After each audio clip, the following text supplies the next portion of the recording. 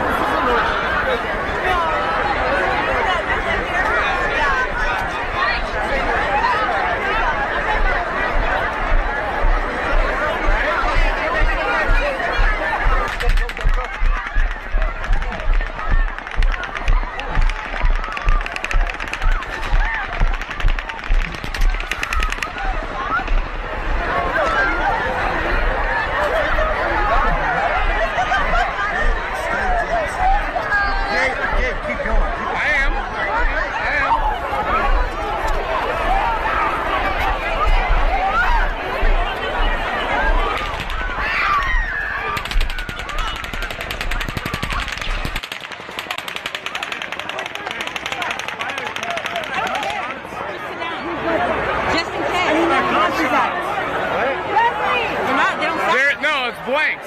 Yeah. It's blanks. It's blanks. That's all it is. No. It's just blanks. Yeah, no. Listen to where they're hitting. As of now, what I can confirm is we do have one suspect down, and we want people to steer clear of the area. Thank you. Are there other suspects? Are we still looking for anybody else? Just listening there to the police in Las Vegas, as he was saying there, one suspect down. We understand 2 people are dead, 26 wounded, and of those 26, 12 are in critical condition, and of those 26, 2 apparently, or 2 in addition, died.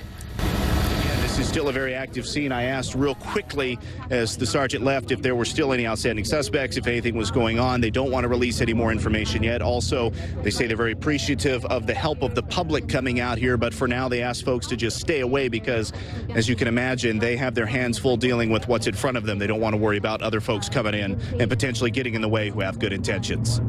Also, they say they're very appreciative of the help of the public coming out here, but for now they ask folks to just stay away because, as you can imagine, they have their hands full dealing with what's in front of them. They don't want to worry about other folks coming in and potentially getting in the way who have good intentions.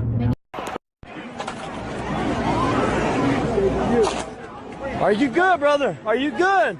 We don't know. We don't know. Are you with me? He's breathing with me. I see him breathing with me. I see no entry wound. I see no exit wound. I don't know how to treat. Me either. I'm like, I see no entry wound. Wait, look at his face. Hey, I see no entry and no exit. Wait, look. Anyone here hit needs an EMT. No. You good? Jeez, where are the EMTs?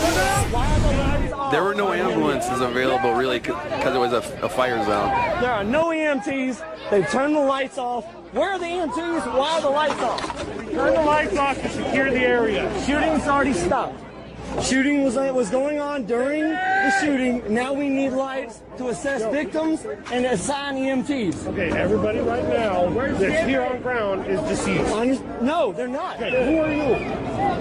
Innocent bystander, brother. I'm just trying to figure out my nurse is my mom's a nurse. I'm just trying to help.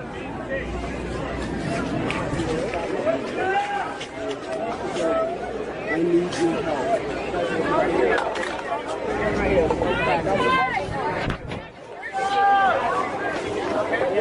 Excuse me. Excuse me. Excuse me.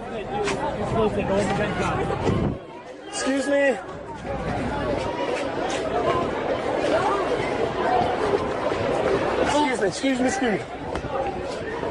Ismar!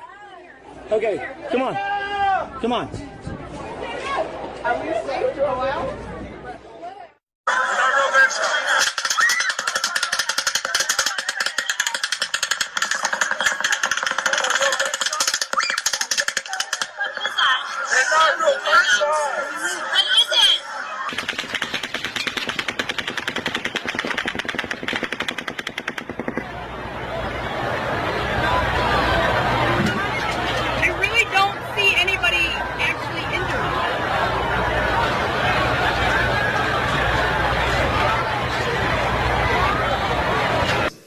Somebody was tapped into the sound system. There's no hits.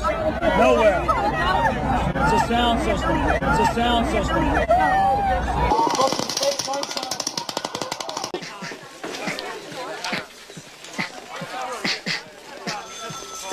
Sit and stay there.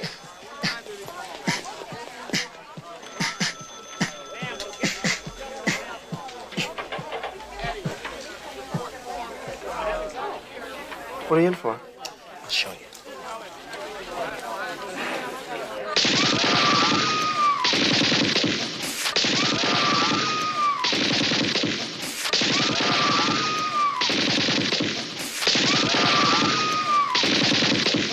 God damn it, stop that! Oh, no, sir, no, not you. That's terrific. This is a well-oiled machine. Coast colleague Tony Mullen, a clinical nurse supervisor, got the call around 9:30 p.m. after her shift was over to come back to the trauma center. She said the patients just kept coming. Every death means something. Every death touches us. When these patients were coming in, the loss of lives that we were hearing was so grave. We just go into emotion that we do what we need to do. University Medical Center, as we know, trains very frequently for mass casualty incidents. I believe a spokesperson with the hospital confirmed that they had actually just trained this week, I believe Friday. We have the absolute pleasure of speaking to Dr. Jeffrey Davidson. This afternoon, though, we're talking to him about the events that took place late Sunday here in Las Vegas. Dr. Jeffrey Davidson is at the Valley Hospital here. He's the chief medical doctor in the emergency department. Did I get that right, Mr. Davidson? You did. You did. Thank you. It's a lot to digest, and I really appreciate your time here today. It has been, a trying 72 or so hours in this community, and you have been at the forefront of it all. So let's start at the beginning. Let's start Sunday evening. Where were you at around 10 p.m. Pacific time when you got the call that this was going on just on the Las Vegas Strip a couple miles from here? Sunday evening, I was at home, probably like everyone else, getting ready to kind of get ready for nighttime Sunday night. I was notified by one of my office directors that there was a shooting, possibly a mass shooting with multiple victims, and that we were going to initiate what's called a mass casualty incident or a disaster drill. And that we were going to initiate what's called the mass casualty incident or disaster drill. Disaster drill. Disaster drill. Initially didn't know what she was talking about, as many people didn't. She said, turn on your TV.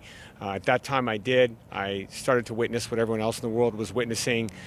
I was very proud that multiple physicians had already been coordinated in addition to me to get there. I had multiple ED physicians with me. I had my ED nursing staff, which had doubled in its capacity, multiple ED ancillary help, support techs, phlebotomists, all the people you would need to really handle that type of disaster drill.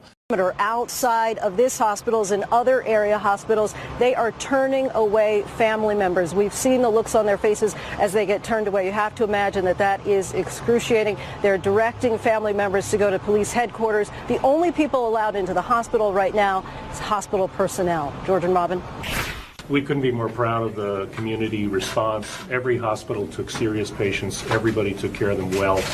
And we've exercised our disaster plan in Las Vegas, and it was rolled out flawlessly. The White House released this video of President Trump and wife Melania visiting survivors of the massacre, set to Lee Greenwood's God Bless the USA. And I gladly stand up. This hero was shot in the leg, but somehow found the strength to stand when the First Lady walked into his hospital room. It looks tough to me.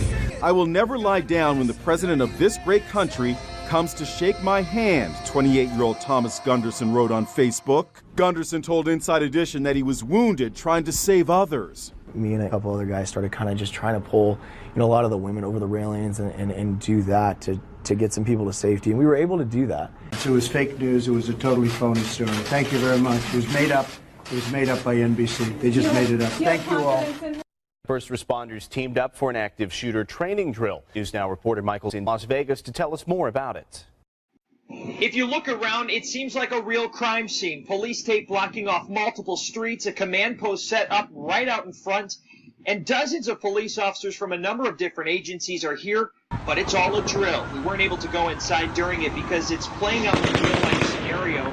Police were briefed, told that there was 2 active shooters inside with multiple victims, and from there, it was up to them to react. Police went in first, followed by more police and EMTs to help the actors playing victims in the shooting. Las Vegas's emergency manager says in this day and age, everyone needs to be ready. As a citizen, I'm comforted to know that there's training that's being done to ensure that when we have this event, that people are trained, that people are skilled, and that they're ready for this event. So, again, as a citizen, I am thankful that that's being done. Las Vegas Metro Police, Henderson, and North Las Vegas were here, as well as city marshals and fire crews from all over the valley. The main job, to stop the threat and treat the victims. None of the first responders were told the scenario before going inside. Now, the main purpose for all of this is to get everyone working together. Today's training will be reviewed by each department as soon as it wraps up. Reporting on News Now. Thanks, Mike. Fellow Americans, we are joined together today in sadness, shock, and grief. Last night, a gunman opened fire on a large crowd at a country music concert in Las Vegas,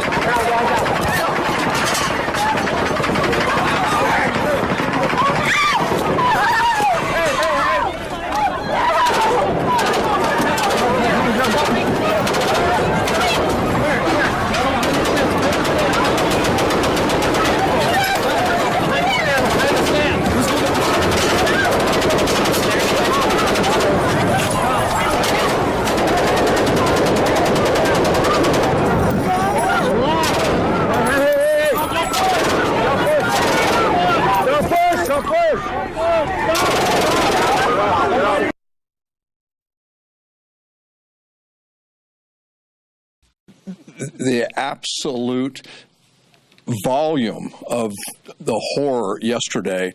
There were more people killed in Las Vegas in this shooting than have been killed in any one day in either the Iraq or the Afghanistan war. It's also important to note that yesterday's mass murder marks the 272nd time that we've experienced a mass shooting this year. Things are absolutely out of control. Yesterday, America saw an outdoor concert that had become a killing field. They can add that to the list of other killing fields in America.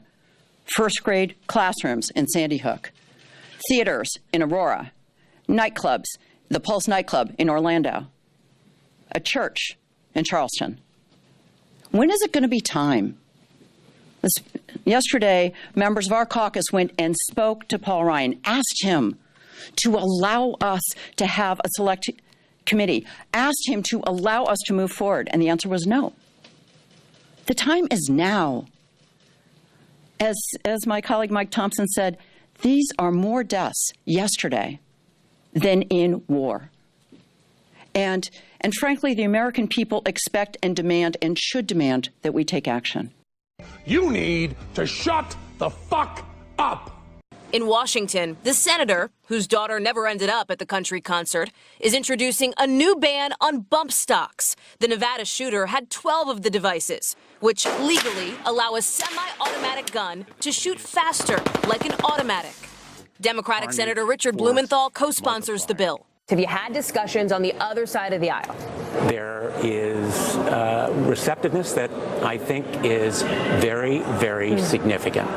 At least 2 Republicans say they would back a bump stock ban. One Texas lawmaker, a gun owner, says there's no reason for the devices, which Senator Bill Cassidy wasn't familiar with until now. Who wants to see another Las Vegas?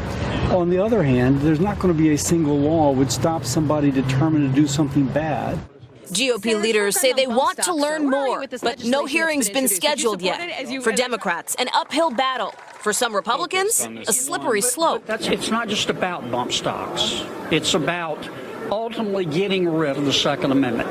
You already involved with the party currently? A little bit. Like I was a delegate for the Democratic Party when they started this when I lived in Temecula. I had to step down because when I moved out of the county, I had to step down. So now I'm here in Newport. I'm going to run again, but the elections are it's a 2-year term. So the elections will be like. Are you working on the Hillary campaign at all? Oh, what are you doing? So I'm organizing the local volunteer effort here. Oh, okay. Planning to be a delegate for Hillary. Awesome. Are you guys coming to the caucus? Yeah. Okay, you are now. I'm only going to support you. Would you mind? That would be awesome. Will you support banning guns? Oh, yeah. And it's so funny because there was a woman sitting here and I thought she was part of the group. You started talking to her about it? And she was like a big gun, and she's like, well, I'm a Republican mainly because of the gun issue. I was like, Nice. oh, okay. You still favor banning guns, right? Oh, absolutely. I'm totally against it. And my husband is against guns. Awesome. My husband is now a registered Democrat. He wasn't before. How can we ban guns?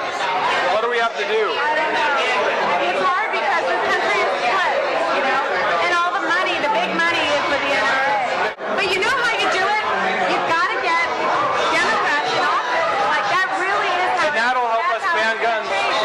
You got to get enough people in there to vote the right way. But we can't say we want to ban guns. So they're not going to. You got to like hide that. No, right. You got to say you're going to have common sense gun legislation. And then bait and switch them and ban them all. Well, and also if we can get a majority, if we can get Hillary in there and get a bunch of new Congress.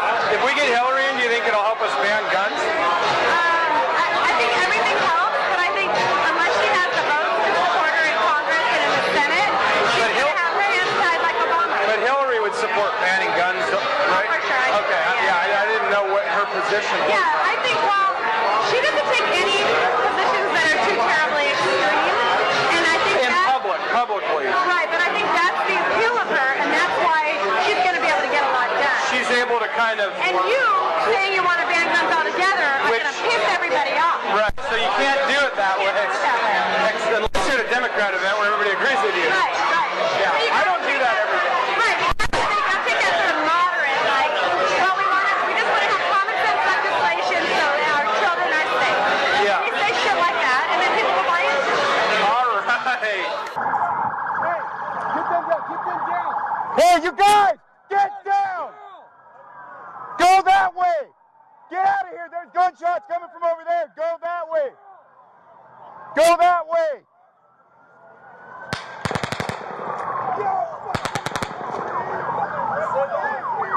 There's gunshots right here. That's fireworks! What a gunshot!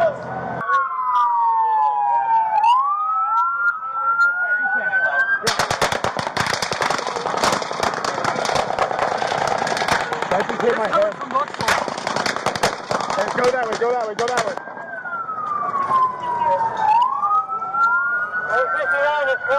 Hey, they're shooting right at us, guys. Everybody stay down. Stay down. Where's it at?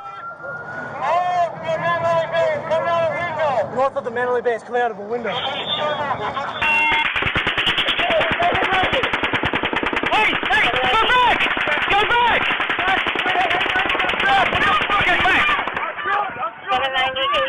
Get back! Get back! Get back! Hey, I know you are. There's multiple people shot up there. I know. Get in there. Get in there. Everybody get down, get down, get down, get down.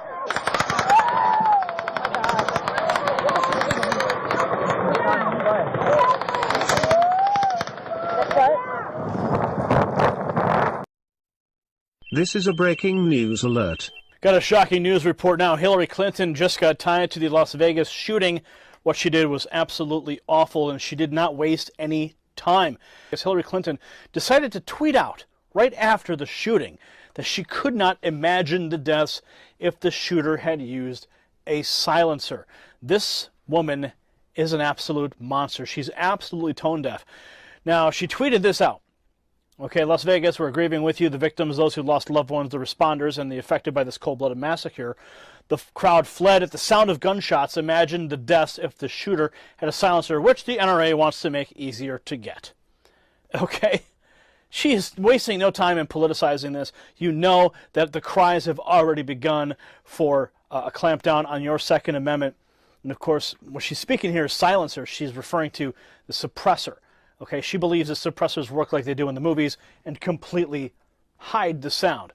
Well, the reason for her tweet is to set the battle, to turn on, to set the battle over gun rights issues. The Hearing Protection Act of 2017 is in the House currently and will ease restrictions on buying firearm silencers. Hillary is making this massive tragedy into a political issue, as liberals often do. Well, she said, all I can say is thank God this woman is not our president right now. Mr. Dorsey, welcome to the program. Orlando, Virginia Tech, Aurora, Columbine, Sandy Hook. How many more of these incidents do we have to see before there's a change in the gun measures in the United States? Well, first of all of those instances that you talked about, Sandy Hook, I'll add San Bernardino, the Virginia Tech shooting, the incident that we just had in Orlando. They're staged events and they're carried out by the government. And what folks are hearing on television from the talking heads on the Zionist-controlled media are complete lies. And what we're seeing from the stock footage is showing us that these are drills and that these are staged by the government. And this is happening time and time again. And this has nothing to do with the people having too much access to their God-given right to bear arms. This has only to do with the criminal government carrying out nothing but psychological operations against the people.